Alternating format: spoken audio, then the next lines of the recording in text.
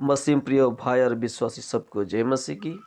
आज हम एक बात को सीखेंगे कि विषय है छोटी बात को तुच्छ समझना, जो जकरिया का 4:10 में लिखा है। तो छोटी छोटी बात जो हमारे मसीही लोग के जीवन में होता है, उस छोटी सी बात में एक पहला बात को हम देखेंगे, जो विषय नंबर 1 में है प्रार्थना। जो हमारी प्रार्थना जो हम मसीही लोग हम करते हैं, हमारी प्रार्थना किस तरह होता है? क्योंकि प्रार्थना की मेन उद्देश्य यही होता है कि हम किसी को रिक्वेस्ट कर रहे हैं, किसी के सामने हम अपने हाथ को जोड़ रहे हैं, किसी के सामने हम अपने सर को झुका रहे हैं, वही हमारी प्रार्थना होते हैं।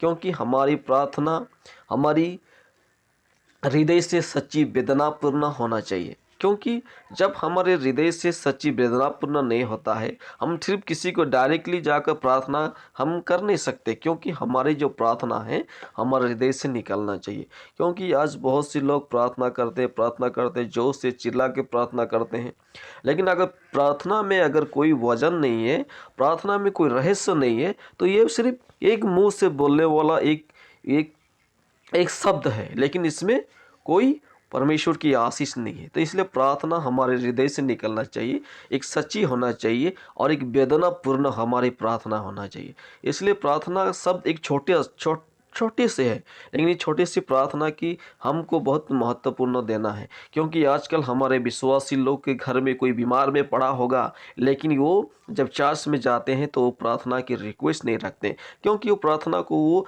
बहुत बहुमूल्य महत्वपूर्ण नहीं समझता है।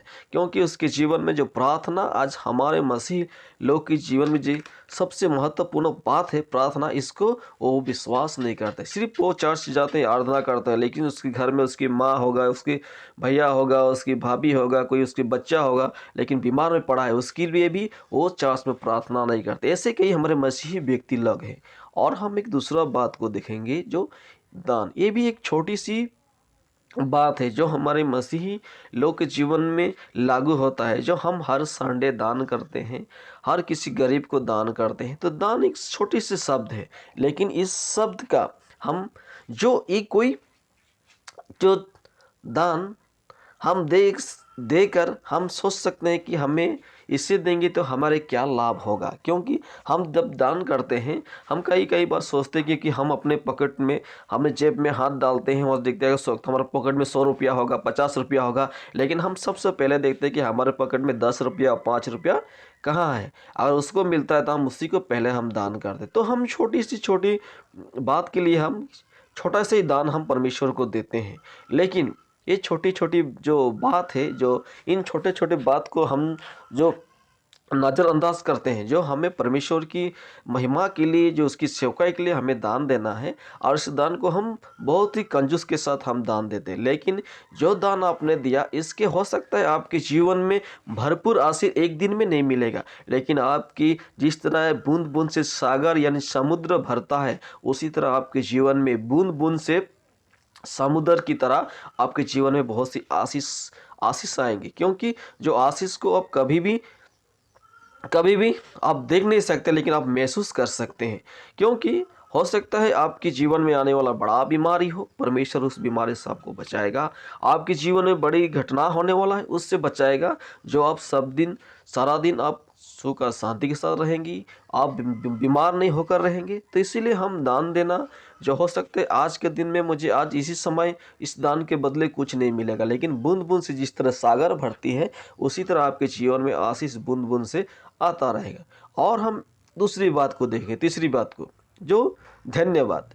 ये धन्यवाद शब्द भी एक बड़ा सा छोटा सा शब्द है, जो हम धन्यवाद देते हैं। लेकिन ये धन्यवाद एक कोई शब्द नहीं है, धन्यवाद कोई शब्द नहीं है, लेकिन ये हमारी मन की भावना है।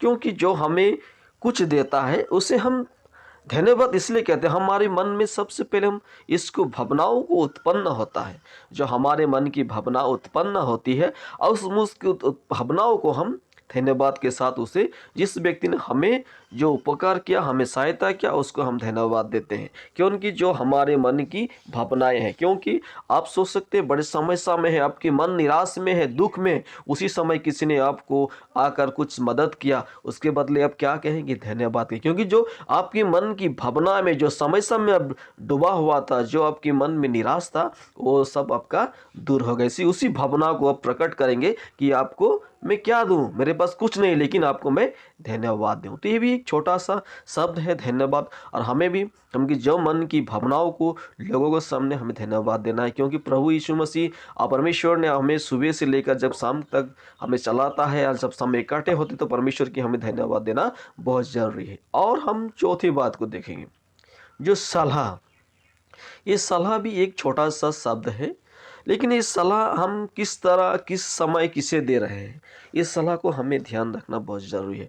क्योंकि सलाह आप किसी को हर समय, दिन भर, रात दिन आप दे नहीं सकते, लेकिन सलाह को उसी समय देना चाहिए जिस समय उसको ज़रूरत है। क्योंकि ठीक समय पर, आप उचित समय पे जिसको जो सलाह चाहिए, अगर उसमें आप सलाह देते हैं तो वो व्यक्ति आपसे संतुष्ट होगा और आपसे अच्छी व्यवहार करेगा। लेकिन आप उसको अगर कहीं भी मिल जाए उसको सलाह देंगे, कहीं भी मिल जाए उसको इस बात को बताएंगे, वो बात बताएंगे, तो ऐसे में वो आप पर गुस्सा होगा। इसलिए सलाह सही समय में, सही वक्त में हमें देना चाहिए। और ये सलाह हो सकता है छोटी सी शब्द, लेकिन इसे हमें इस्तेमाल सही जगह पे, सही समय पे करना चाहिए, तभी हम इस सलाह का कोई अच्छी फल पाएंगे। लेकिन अब कभी भी किसी को सलाह देंगे तो आपका इसके बदले इसका परिणाम आपको गाली मिल सकता है, आपको वो आदमी आपको बुरा पा सकता है। इसीलिए सलाह सही समय पर देना चाहिए। और पांचवा बात को हम देखेंगे,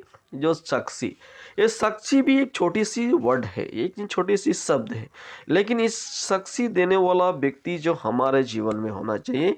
क्योंकि किसी ने आपके जीवन में उपकार किया है, आपके जीवन में सहायता किया है, आप उसको किस किस किस तरह रखेंगे? जो अपने मदद किसी को मिला है उसको कि आप कहीं जाकर आपको जीवन की उस साक्षी को देना है।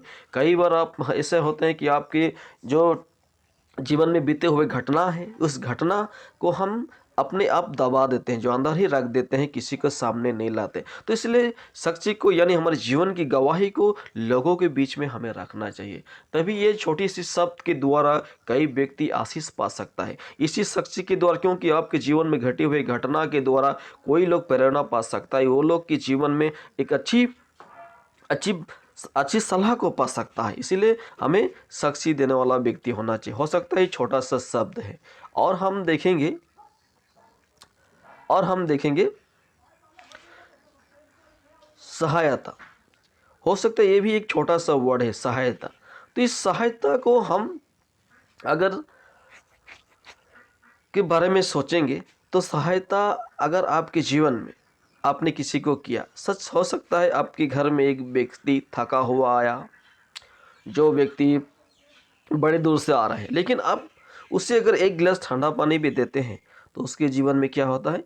आप क्या करते हैं? सहायता करते हैं। इसीलिए हमें सहायता करना बहुत जरूरी। भलाई से एक गिलास हम पानी भी उसको देते हैं तो ये भी एक हमारे लिए, किसी के लिए सहायता हो सकता है। हो सकता है आपकी घर में आपका धन या दौलत नहीं होगा, आपका संपत्ति से आप किसी को सहायता नहीं कर सकते हैं, लेकिन आपके जीवन में अगर ये भी स्वभाव है कि आपने किसी एक व्यक्ति को एक गिलास ठंडा पानी भी खिलाया, तो उसके बदले भी परमेश्वर आपको जो गिफ्ट आपके लिए रखा है वो देगा। इसलिए हमें एक गिलास ठंडा पानी के साथ किसी को हमें सहायता करनी चाहिए। क्योंकि आजकल के लोग, जो मसीही हो या कोई भी व्यक्ति हो, जो किसी को सहायता करने के लिए हिचकिचाते हैं, लेकिन बाइबल बताती है कि हमें एक गिलास ठंडा पानी भी किसी को दिया तो उसके पुरस्कार हमें मिलेगा। इसलिए इसके द्वारा भी हमें किसी को हम सहायता कर सकते हैं। और हम सातवें बात को देखेंगे, जो हमारे सातवें बात है क्षमा। तो ये क्षमा शब्द भी एक छोटी सी शब्द है, जो हर एक व्यक्ति के जीवन में होना चाहिए। क्षमा, जो छोटी सी छोटी गलती हर समय महत्वपूर्ण जरूरी है। क्योंकि हम इंसान है और हमारे जीवन में गलती होता है। हो सकता है आपकी भाई के साथ आपकी अनबन हो, आपके परिवार के साथ हो, लेकिन आपके पड़ोसी के साथ हो। तो इस तरह जो हमारे जीवन में बहुत समय हम एक दूसरे के साथ हमारे दुर्व्यवहार होता है, जो हम एक दूसरे के साथ हमारा जीवन में मिल मिलाप नहीं। लेकिन हम इस क्षमा वर्ड जो छोटा सा है लेकिन हमारे जीवन में जब है तो इसके द्वारा हम परमेश्वर की महिमा कर सकते हैं और इसके द्वारा हमारे जीवन में बहुत सी आशीष आ सकता है, क्योंकि हम एक क्षमा करने वाला व्यक्ति, क्योंकि परमेश्वर ने सारे संसार के लोगों को क्षमा किया। परमेश्वर ने अपने बेटा को भेज दिया और प्रभु यीशु मसीह की जो लहू बहाने के द्वारा आज सारे लोग जो जो मुसीबत में था, जो पाप में था, सारे पाप से लोग मुक्त हुआ और उन लोग का जीवन शुद्ध और पवित्र है। तो परमेश्वर ने जब जगत से ऐसा प्रेम किया, उसने अपने बेटा को दिया और बेटा के द्वारा सारे लोगों को क्षमा किया, क्योंकि प्रभु यीशु मसीह को जब क्रूस में लटका हुआ था और लोग मार रहे थे, उससे तकलीफ दे रहे थे, उसी समय प्रभु यीशु मसीह ने कहा कि इन लोग क्या करें, इन लोग नहीं जानते, इन्हें क्षमा कर पिता के पास विनती करता है। तो इसलिए हमारे जीवन में भी क्षमा होना चाहिए, और जब तक हमारे जीवन में क्षमा है तब तक हम परमेश्वर की संतान हैं और परमेश्वर की हम आराधना में आगे जा सकते हैं। इसीलिए हमारे जीवन में इस बात को ध्यान देना है, क्योंकि हम छोटी सी छोटी बात को हम कई बार इनकार करते हैं, इन छोटी सी छोटी बात को हमें ध्यान देना है। तो परमेश्वर ये वचन के द्वारा सबको आशीर्वाद करे। आमेन। God bless you.